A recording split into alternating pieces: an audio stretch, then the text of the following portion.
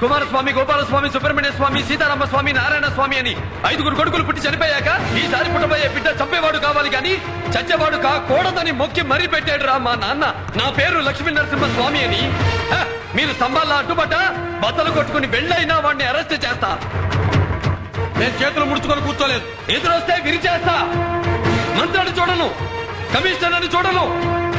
ఈ శ్వాసలో వేడి చూసావా? ఈ కళ్ళలో మంట చూసావా? తగలబెట్టేస్తా. లంకేదారులు నా వంకకు రాకండి. ఒక సింహాన్ని చీమ కుట్టిందట. కుట్టిన చీమ ఉంటుందా? పంజా దెబ్బకి పుట్టుకొని చచ్చింది. అప్పుడే ఇంకో చీమ కుట్టింది. సింహం దాన్ని కూడా చంపింది. ఆ వెనకే మరో చీమ ఇలా ఒకదాని తర్వాత ఒకటి కుడుతూనే ఉన్నాయి, చస్తూనే ఉన్నాయి.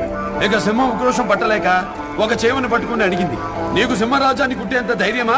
నీ కళ్ళ ముందే నీ సాటి చీమల్ని చంపుతున్నాను కదా, కనపడలేదా? భయం లేదా అని. అప్పుడు చీమ నమ్మి, ఓరి పిచ్చ సింహమా, నీ జీవితంలో పారిపోయే చీమని ఒక్కదాన్నైనా